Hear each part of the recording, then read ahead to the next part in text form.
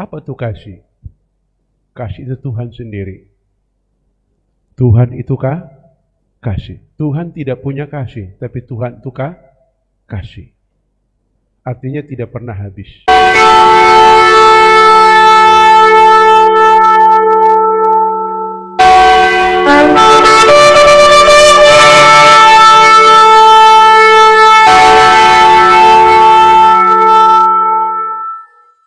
Maka Tuhan rela berkorban untuk kita. Tuhan itu punya aturan, namanya hukum.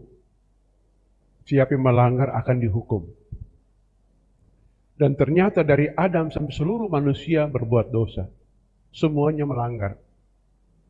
Maka daripada Tuhan sudah pernah hukum bumi ini, pakai air bah, pakai belerang, ya kan?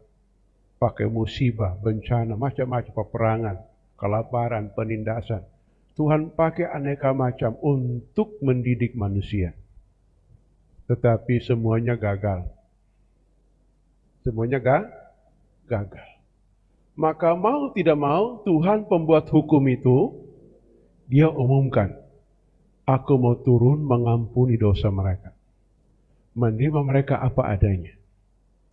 Maka datanglah Yesus Kristus sebagai juru selamat. Dia datang dalam wujud manusia tapi menyamar sampai tidak kelihatan ketuhannya sama sekali. Lahir di kandang, jadi pengungsi 10 tahun di Mesir, ya toh?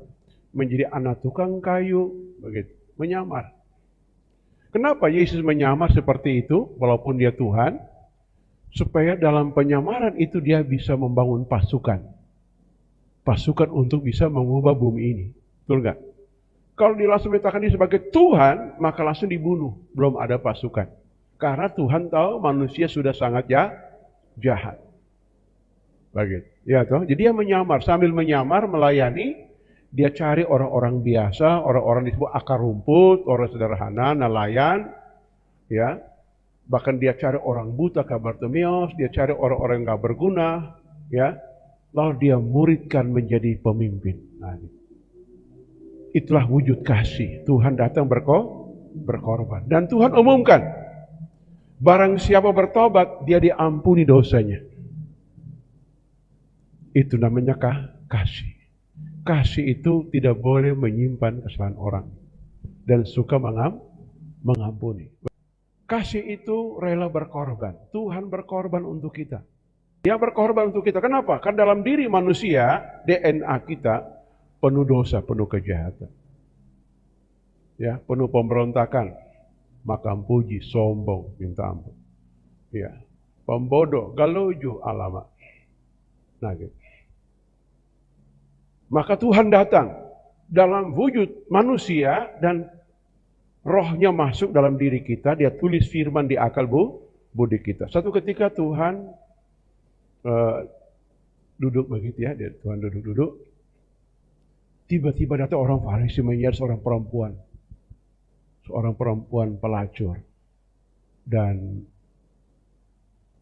orang baca kitab Taurat bahwa menurut hukum Musa dirajam perempuan mati. Lalu Tuhan Yesus dia tulis di tanah. Ya, pertanyaannya, Tuhan tulis apa di tanah itu? Ada yang tahu? Ada yang tahu Tuhan tulis apa di tanah yang jarinya? Halo? Dalam wujud roh di zaman Musa, Tuhan menulis hukum Taurat dengan jarinya. Betul nggak? Dalam wujud jasmani dia tulis di tanah. Bukan di batu, tapi di tanah. Manusia diciptakan dari debu dan tanah. Maka kenapa manusia berdosa? Alkitab berkata bahwa karena tidak ada mereka menyimpan firman Tuhan di hati mereka. Mazmur 119 ayat 11. Baca. Semua, 3 mulai. Semua. Supaya jangan aku berdosa terhadap engkau. Mengapa manusia bikin dosa? Karena di hatinya tidak menyimpan janji Tuhan. Itu jawabannya. Jadi kalau kita setia merenungkan, setia mengingat, setia menyimpan firman di hati, tidak mungkin kita bikin dosa sepanjang hari itu. Pagi hari bangun, apalagi zaman sekarang punya HP. Jangan cuma main game sepanjang waktu. baca ayat firman, renungkan. Toh? Siapa sih yang punya FB ada? Punya FB? Ada? Yang punya FB angkat tangan. Yang punya FB angkat tangan. Angkat tangan. Instagram, yang punya Instagram ada? Hampir semua punya. Toh? Pagi hari bangun, baca ayat firman Tuhan, renungkan, dan di-share di status saudara. Firman Allah tersebut. Ngerti nggak? Mengapa? Karena tadi firman Tuhan berkata, dalam hatiku aku menyimpan janjimu agar jangan berdosa. Nah, gambaran Tuhan tulis tangan di tanah, itu artinya begini. Ini karena hukum Allah belum ditulis di hati manusia. Maka aku akan membuat mereka lahir baru semua. Maka dalam 2 Korintus 3 firman Tuhan berkata bahwa engkau suratan Kristus yang terbuka ditulis oleh roh Tuhan di dalam hatimu firman Tuhan. Ngerti nggak? Supaya apa? Kasih yang murni itu muncul dalam hidup kita. 1 Timotius 1 ayat yang kelima. Semua baca sini. Ya. Kalau firman Tuhan di hati akan muncul seperti ini. Lihat. Tujuan nasihat itu ialah, perhatikan. Tujuan nasihat, tujuan khotbah, tujuan pengajaran itu sama dengan nasihat. Tujuan nasihat firman Tuhan agar apa? Kasih timbul dari hati yang suci, nurani yang murni, dan iman yang tulus ikhlas. Gitu. Jadi firman itu menyucikan kita, dari hati kita muncul lewat perbuatan, lewat tutur kata kita, hal-hal seperti ini. Kasih timbul. Pernah lihat pistol air? Pernah main pistol air? Iya. Oh, saya dulu masih kecil, remaja kayak ngoni, main pistol air, saudara. Tembak-tembak, pasuk kuyup, saudara. Lagi. Apa tuh? Lato-lato. Zaman kecil terus main bareng itu, lato-lato itu. Sekarang lihat geli gitu. Nama sekarang. Dulu terus main bareng itu, sampai tak pukul di tangan-tangan. Gitu. Ya. Itu main dulu, muncul lagi di zaman itu. Ya, kasih yang muncul. Nah, ini diharapkan anak-anak muda gereja begitu. Ya, toh? Punya kasih yang tulus ikhlas. Ya, jangan kasih yang ada motivasi lain, kasih pura-pura. Ya, toh? Timbul. Apalagi kita disiap jadi pemimpin besar di masa datang. Harus punya hati seperti ayat tadi.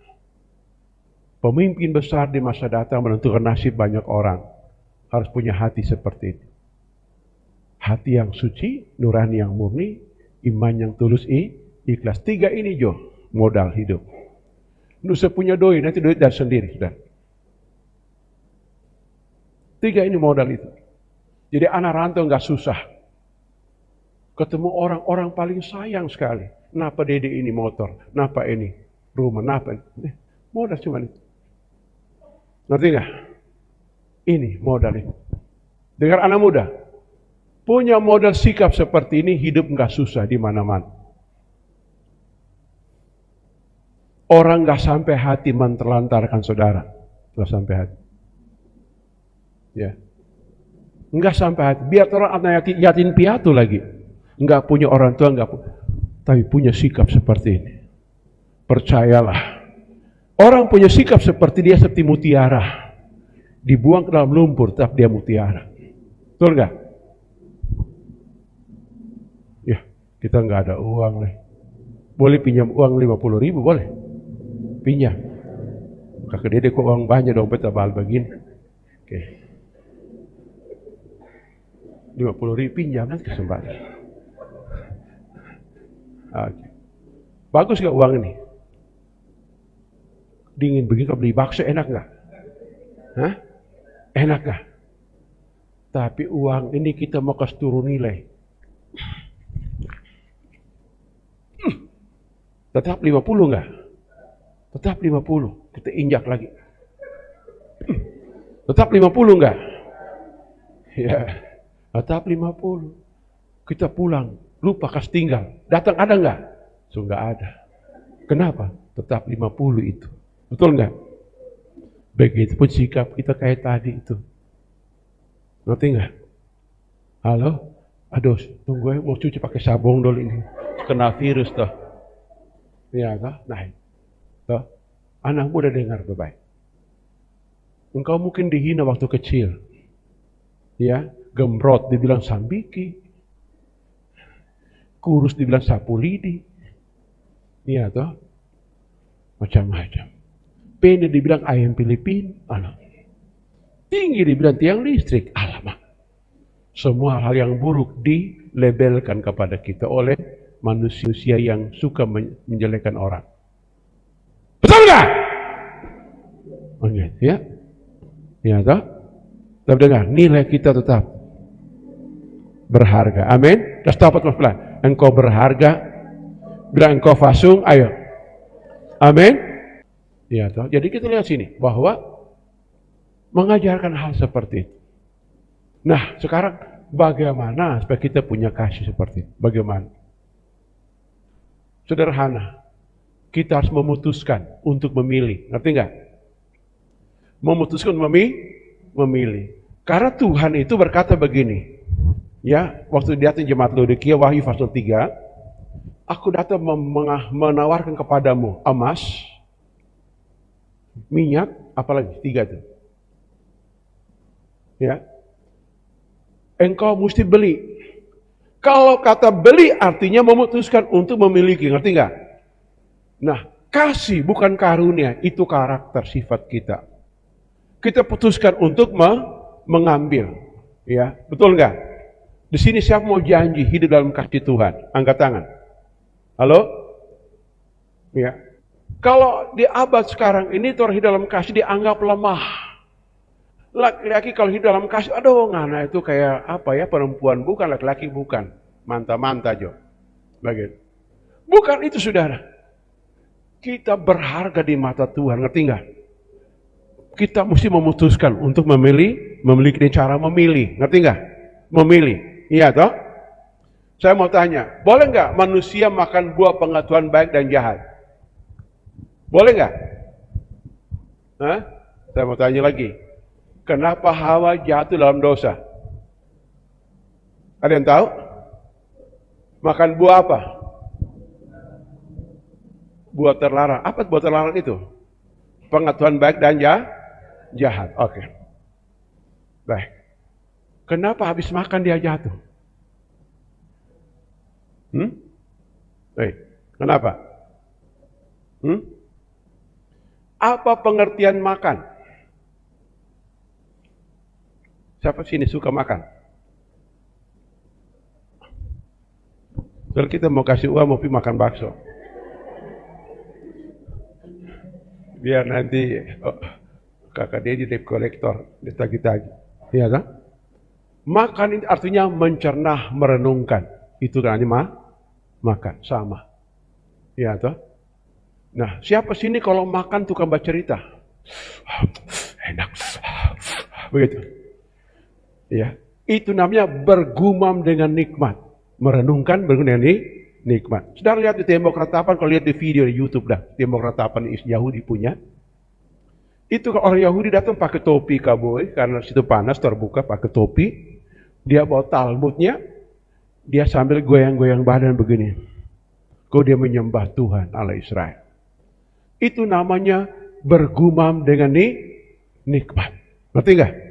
Alkitab berkata, engkau suka firman, engkau renungkan siang dan malam, engkau akan berhasil, betul nggak?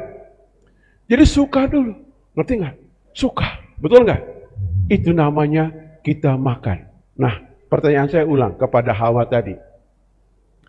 Kenapa Hawa jatuh waktu makan buah? Siapa sini punya HP Android? Angkat tangan, semua yang punya HP Android. Oke, saya mau tanya, boleh nggak anak Tuhan lihat video porno di HP-nya? Boleh nggak? Yang bilang boleh angkat tangan. Boleh nggak? Kan semua kan ada tuh di Facebook ada, di Instagram, apalagi di YouTube ada, semua kan gambar-gambar begitu. Saya mau tanya, boleh nggak seorang anak Tuhan melihat gambar model seperti itu? Bisa nggak? Boleh nggak? Hah? Yang bilang boleh angkat tangan. Mesti ada alasannya. Yang bilang boleh angkat tangan. 1. Nama siapa nyong? Hah? Doli. Apa nama Doli? Oke. Doli nama perempuan bukan? Nama perempuan bukan? Bukan nama perempuan. Oh, mau. Oke. Kenapa boleh? Alasannya apa? Hah? Cuma dilihat. Oh, dia lewat begitu. Waduh, iklan lewat begitu. Dia bilang boleh lihat iklan lewat. Oke. Itu pendapat, nggak apa-apa. Jangan takut salah nih. Jujur lebih bagus daripada tidak jujur. Iya toh? Ini kan bahas dunia kita, betul nggak? Nah, sekarang kenapa Hawa makan buah itu jatuh? Dengar baik. Hawa pada makan buah itu menggunakan pikirannya. Dia berpikir mau jadi Tuhan. Si siapa nama tadi sore? Doni ya? Doni bilang begini, cuma numpang lewat kuat. Kenapa Doni bilang begitu? Karena dia menggunakan nuraninya, ngerti nggak? Membedakan. Dia boleh lihat, tapi nuraninya menolak. Numpang lewat ya Doni. Halo Doni. Ya tahu, ngerti nggak? Begitu ya? Nah, Hawa jatuh, dengar baik. Hawa jatuh itu suatu figuratif perumpamaan ya di buah itu. Itu bukan buah sebenarnya. Artinya begini, Tuhan mengatakan begini. Engkau boleh melihat hal yang baik dan hal yang buruk, tapi gunakan nuranimu untuk membedakan. Mengerti? Itu sama begini. Boleh nggak anak Tuhan dicobai? Boleh. Yesus pun dicobai, betul nggak?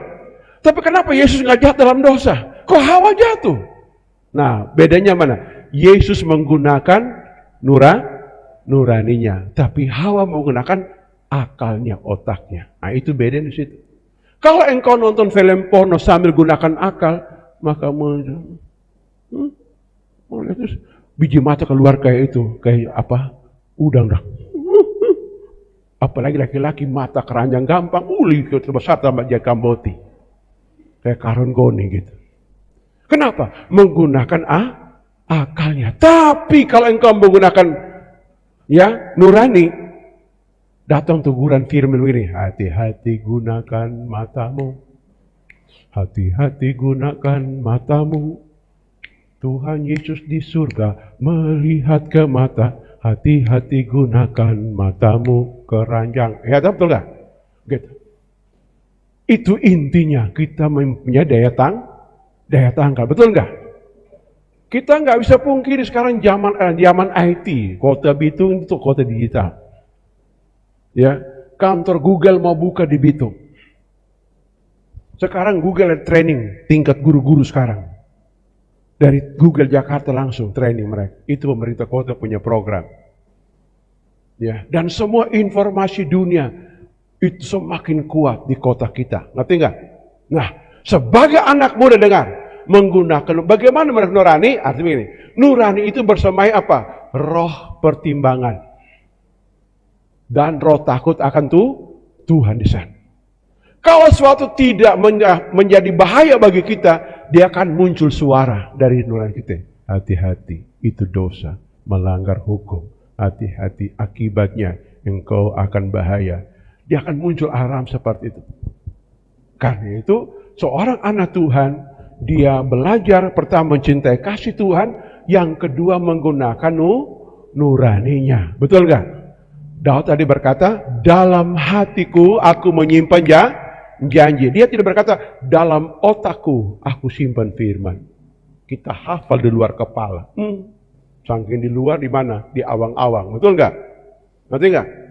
Simpan di hatiku. Orang yang menyimpan firman di hati, dia akan menjadi orang besar di masa datang. Contoh Maria, ibu Yesus. Alkitab berkata, Maria menyimpan semuanya di hatinya. Betul nggak? Nah gitu. Jadi, kenapa muncul hari seperti hari Valentine Day? Siapa Valentine ini? Valentine seorang uskup Roma. Dia melihat kasih manusia di hewan, tukang makan, tukang perang di zaman dia hidup. Maka dia cenangkan, ini hari kasih sayang. Dirayakan gereja-gereja barat zaman dulu. Sekarang Ada motivasi yang salah, dirayakan menjadi hal dunia, pesta-pesta, seks bebas dan sebagainya. Itu yang membuat dosa. Tapi kasih yang muncul yang murni dari hati nurani yang murni tadi, itu mungkin suatu kebahagiaan, betul nggak? Iya toh? Sehingga ada lagu muncul begini. Ku kasih di kau dengan kasih Tuhan. Betul nggak? Kasih Tuhan ukurannya apa? Kenapa kita belajar untuk mengasihi Tuhan dan sesama kita? Kenapa? Kenapa saya mengasihi Dede? Alasannya apa? Alasan pertama, karena dia berharga. Betul nggak? Kenapa uang saya nggak mau buang? Walau sebuang ambil lagi. Kenapa? Berharga, biong akan buang terus. Terlepas, masa orang berani lama-lama.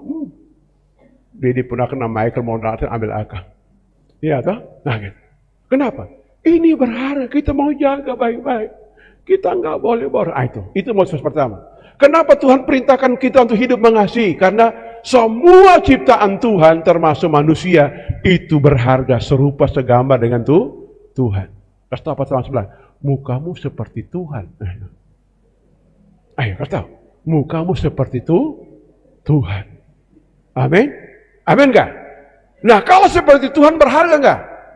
Coba bilang begini, ayo, muka kayak Tarsius di Tangkoko.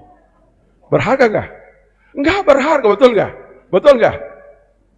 Betul gak? Walaupun itu dilindungi, menjadi tempat wisata, saudara.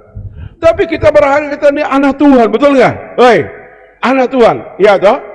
Betul, ngerti, saudara. Mengerti bahwa kenapa kita diajar mengasihi, karena Tuhan berkata, kamu berharga. Stop sebelah. Engkau berharga.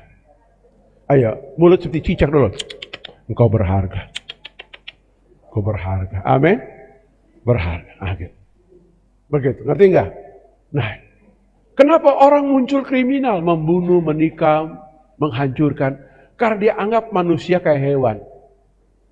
Enggak ada nilai. Benci, sakit hati. Ngerti enggak? Tapi kalau kita jujur menurut aturan firman Tuhan, kita mesti belajar mengasihi dengan kasih Tuhan. Kasih Tuhan itu satu kata, walaupun. Kasih tahu teman sebelah, walaupun, bagaimanapun. Bilang bagaimanapun, aku tetap mengasihi engkau. Amin. Pakai tangan, pakai tangan, pakai tangan, pakai tangan, pakai tangan. Ngerti enggak? Nah, membuat dunia akan berubah. Siapa sini pernah ke danau, danau? Pernah lihat danau? Pernah? Danau paling tenang, nggak ada ombaknya. Pernah? Ada? Coba ke danau itu saudara buang sebuah batu. Dia muncul gelombang kayak lingkaran. Dia melingkar terus. Dari tengah batu jatuh sampai ke tepian danau. Artinya begini, kalau kita anak muda gereja, punya keputusan untuk hidup saling mengasihi dengan tulus, maka dia punya gelombang akan pergi merubah di sekitar kita. Ngerti nggak? Itu anak muda sejati. Kebanyakan orang tua atau siapa menyalahkan lingkungan. Lingkungan kok jahat. Siapa sini pernah mabuk? Ada, laki-laki ada, mabuk. Pemabuk kan? Masih mabuk saudara? Oh begitu. Umur berapa sekarang? 23. Mabuk umur berapa? 19. Allah, berapa botol? Banyak kali. Waduh, nanti dolo. Organ-organ otak dol ya. Liver rusak. Tuh, ngerti nggak? Liver rusak. Iya toh? Waktu mabuk itu pintar ngomong gitu. Pintar bakuku. Hai, bakalai, begitu. Sama lawang, oi, keluar dia bakal aja, begitu. Padahal anak kecil orang jahat itu ya, betul nggak? Nah gitu. Umur sekarang belum merasa, dengar baik-baik. Saya mau tanya, punya sepeda motor nggak? Punya. Bisa nggak siram air aki di tangki minyak itu? Kenapa? Nah itu sama, cap tikus masuk mulut sama, no? Nanti mau rusak mesin. Ngerti nggak? Begitu. Tuhan ciptakan kita serupa segambar dengan spare part. Spare part itu otak, betul nggak? Spare part itu otak, ya, jantung, paru, itu spare part. Supaya kita bermutu, ngerti nggak? Lihat toh, dari kecil kita belajar, kita makan sesuai dengan perintah Tuhan. Kita minum apa perintah Tuhan, ngerti nggak? Supaya kita menjadi orang yang bermutu di masa datang. Itu tujuannya. Beberapa orang di Alkitab, Simpson dan Yohanes Pembaptis. Sejak kandungan, malaikat perintahkan, tidak boleh minum anggur membaukan, tidak boleh begitu. Kenapa? Karena orang-orang ini akan jadi orang besar, orang jenius, orang pintar di masa datang. Spare partnya bagus, betul nggak? Saya mau tanya ulang, Doni, bisa nggak siram air aki itu di tangki motor? Bisa, bisa. Lihat, aki aja menyala, apalagi motor, bisa. Nggak bisa itu maksudnya. Sama dengan tubuh ini, saudara. Tubuh ini Tuhan buat jadi bermutu, betul nggak? Bermutu. Iya toh? Tapi belum terlambat. Masih mabuk nyanda, sunyanda. Atau terus-terus. Aduh jangan. Nanti kau tidur di got nanti. Jangan. Pernah tidur di got? Belum. Hah? Di jalan? Alamak. Jadi polisi tidur, nyong tidur dah. Oke. Nah itu. Jadi waktu orang minum, dengar, harga diri kita turun, betul nggak? Tidur di got, kincalan nggak waktu itu? Nah, ada bagi sampai kincalan doang. Wah, pikir bagus, begitu. Nyonggah ke kincalan di jalan raya umpamanya, toh tidur. Ada begitu. Ada om satu di kampung kami. Dia kalau mabok, dia duduk begitu kinci. Semua orang lalu lalang, ya aman. Si bapak begini. Nah itu. Jadi kita lihat ini. Tuhan mendesain kita agar tubuh kita ini dengar. Anak Tuhan dengar. Ya, sadari kita siap jadi bibit unggul. Betul nggak? Alkitab Tuhan sudah berjanji pada Abraham. Anakmu seperti bintang dan engkau jadi berkat bagi bangsa-bangsa. Ngerti nggak? Makanya begini, semua bangsa di bumi ini mereka mayoritas kata agama lain. Muncul kamu anak Tuhan yang penuh hikmat di situ. Mereka semua diberkati. Kenapa? Karena engkau jadi pemimpin untuk mereka. Itu janji Tuhan dengan sumpah kepada Abraham begitu.